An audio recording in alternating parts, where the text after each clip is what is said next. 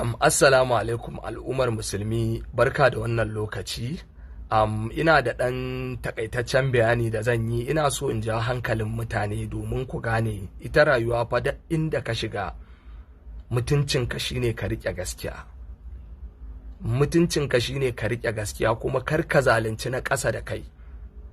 So abubuwa da suke faruwa, maganar da Nazir sarkin waka ya fito yayi magana ce ya faɗa ta gaskiya, amma saboda wasu ba sa son ka fito ka faɗi gaskiya saboda mutuncin masana'antar su suna ganin yafi mutuncin ɗan adam, kuma Allah ya ce ya karrama ɗan adam fiye da komai a duniya. Saboda haka ni ba na ganin ka ci zarafin wani ko kuma ka wannan ka zalunci mutum mafita bace ba. No, tsakani da Allah abinda sarkin waka ya faɗa a masana'antar nan ta kani da almost wajen na kai shekara 15 a cikin harkar nan ko 10 misali ma a takaice. Duk wani abubuwan da yake faruwa na zalunci a ɗauke ku a tafi location a je a yi shooting a dawo kowa yana jin yunwa, ba wanda aka ba ko sisi, wani zubin ma ko kuɗin motar da zaka je gidanku ma baka da shi. Duk mun yi wannan rayuwar. Ni editor ne, na koyi editing a media suit. A nan 'yan fim da yawa wasu suka sanni kuma a nan suke zuwa su kawo mana aiki. In ba zan manta ba, a cikin mutanen da Nazir sarkin waka yake magana a kai, ciki har da Ali Nuhu, in ba zan manta ba a shekarun baya da suka wuce, wajen shekara kusan 5 ko 6 ko 7 zan iya cewa da suka wuce, dan na dan manta shekarun. Akwai wani fim da ya taba kira na zo Kaduna na masa editing, wani namiji kanin ajali, wanda hadda fatila dan a ciki. Kusan sai da na shafe wajen sati guda a Kaduna ina editing na fim din. Na gama kuma muka zo Kano na yi trailer, na yi editing, aka yi polishing fim, na ba su kwafi ya fita kasuwa, amma fa ba a biya ni kuɗin aiki na ba. Ba a biya ni kuɗin aiki na ba. Haka na yi ta haƙuri da abin ya ci ni na rasa yanda zan yi. Na zo na samu Alinu a Ni'ima Hotel, ba zan manta ba, na ce masa hakki na fa na aiki da na yi ba a biya ni ba. Kuma a lokacin muna yin editing a office din mun ga kawo editing na film 1 and 2, abinda ogan me yake karba yana karban naira 100-120 har da trailer, amma aka bani hakki na. Ne ta bibiya, na samu Ali a Ni'ima, muka yi magana, ya ce ba matsala zai yi magana da producer za a bani hakki na. Muka zo da kyar muka zo har Kaduna. Wata ran ba zan manta ba, a NUT na je na samu Alinu na ce masa hakki na fa na biyo fa a bani, saboda na yi aikin nan na gama fim har ya fita kasuwa ba a bani hakki na ba. Saboda haka ina nema, ni ba zuwa nake bara wajen wani ya taimake ni ba, ni ba maula nake zuwa wajen ku ba. Aiki na maka ka sallame na aiki na, kuma kai ka kira ni wannan aikin. Alinu ya dauki da kyar dai, sai da muka kwana 1-2 sannan ya kira ni ya tura min 40,000, 40,000. So na haƙura na karɓa na rabu da wannan. So akan wannan abin da na yi shi ya jawo min farko muka ɗan fara samun matsala da Alinu, wanda a lokacin ba zan manta ba akwai wani fim ɗin shi Jinin Jikina da za a yi. Fim ɗin Umar M Sharif ne, za a yi shooting a Kaduna. Umar M Sharif ya ɗaga waya ya kira ni ya ce Ali za ka yi mana editing saboda mun ga ka iya kaza da sauransu. Na ce to ba damuwa, na gode. Muka yi magana da shi, ya ce amma shi yana da ƙaramin ƙarfi da Allah zai bani part 1 zai ban 20,000. Fim ɗin 1 to 4 ne zai ban 80,000. Na ce na ba matsala, zan yi a haka. So bayan kwana 1-2 shi da kansa Alinu ya kira ni ya ce min wannan fim ɗin fa ba za a yi da ni ba, saboda ya riga ya yi wa wani magana. Kuma ni na san duk dan na yi magana wancan hakkin nawa ne a baya, shine ya ja min wannan problem ɗin. Amma kuma inda Allah yake sha'anin yake abinsa, again kuma a lokacin na samu aiki the same thing, muka haɗu kuma a location ɗaya a Kaduna, muka haɗu da shi Alinu, muka ya ganni ma ina yin wasu aikace-aikacen.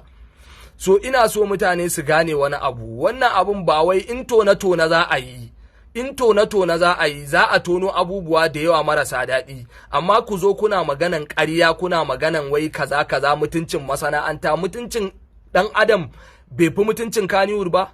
Allah ma da kansa ya ce ya karrama ɗan adam, wani ɗan iska kawai ya zo ya ce wai shi mutuncin masana. Haka akan kes ɗin Ummi Rahab ba zan manta ba, akwai shi ma wannan Falalu Ɗorayi kira na yake ce min in jare hannuna daga cikin maganan nan saboda ina zuban musu da mutuncin masana'antar fim. na ce masa yanzu mutuncin mace mutuncin ta yafi mutuncin Kannywood ne. So ina so mutane 'yan Kannywood su gane wani abu, mu ba wai muna kin Kannywood bane ko kuma ba ma so, amma ba yanda za a yi ku dinga daukan wai dan adam ba a bakin komai ba, wani ba ku san baiwar da Allah ya mai ba, wani ba ku san waye shi a gurin Allah ba yanda za a yi mutum ya maka hidima ko ya maka aiki ko ya yi ma wani abu wanda za ka ɗauki haccinsa ka bashi, wanda Allah ya ce duk wanda ya maka abu in dai ya ma kafin guminsa ya bushe ka biya shi haccinsa. In baka da abun bashi sai ka gaya mai wane ka yi haƙuri abin nan kaza. Amma bai kamata ku dinga zuwa kuna cewa kaza. Shi ma duk a haka saboda wannan rigimar na Ummira falal ɗorayi zuwa ya cire na a gidan Badamasi.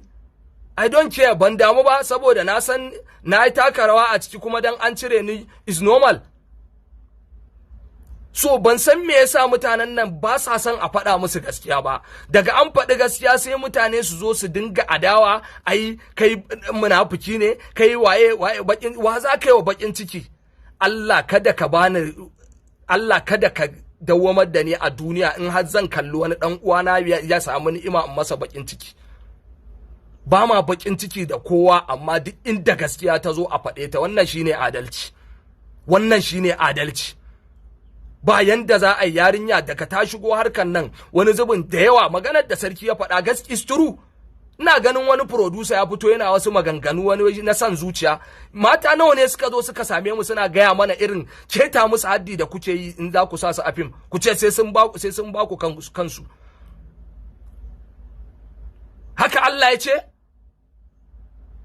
So bai kamata mu dinga ganin gaskiya, ku kuma mutane masu 'yan kallo na gari kuna goyon bayan ƙarya, kuna goyon bayan rashin gaskiya, kuna ganin wai a daidai kuke. Ku ji tsoron Allah kuma. Allah ba azzalumin bayansa bane, kuma duk wanda ya zalunci wani wallahi Allah ba zai bar shi ba. Ire-irenka Nazir sarkin waka waɗanda suke iya tsayawa su fito ba sa tsoron wani, ba sa shakkar wani, su faɗi gaskiya inda gaskiya ta zo, Allah ya ƙaro su a cikin wannan harkar. Amma ba yanda za a yi mu dinga zama kawai da zalunci, ba inda zalunci zai kai ka wallahi. Duk duniya in ka zama azzalimi wallahi ko ka yi sama sai ka faɗo wallahi. Yawwa mu kiyaye, kuma Allah ya shirye mu baki ɗaya. Dukkanmu 'yan adam ne, za mu iya yin daidai, za mu iya yin ba daidai ba, amma duk inda muka yi kuskure Allah ya Ubangiji ka yafe mana kuma ka ɗora mu akan tafarki madaidaici. Wannan shi ne, amma mu dinga gaskiya mu riƙe ta kawai, mu tsaya akan gaskiya. Ina gaya mutane wallahi duk masifar da muka shiga a ƙasar nan wallahi azimu ya ta'allaka ne da zalunci, kuma zaluncin ma na ƙasa waɗanda ba su da ƙarfi, waɗanda ana ganin ba komai bane ba. Wani karka gan shi a kaskance a wulakance, baka san waye shi a gurin Allah ba, wallahi ya fi ka mutunci da kima da daraja a gurin Allah, kai baka sani ba.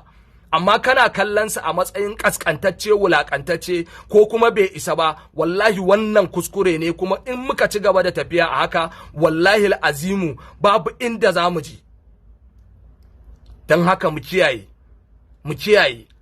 waɗanda ake zalunta a daina zaluntar su, a yi adalci. Yawwa.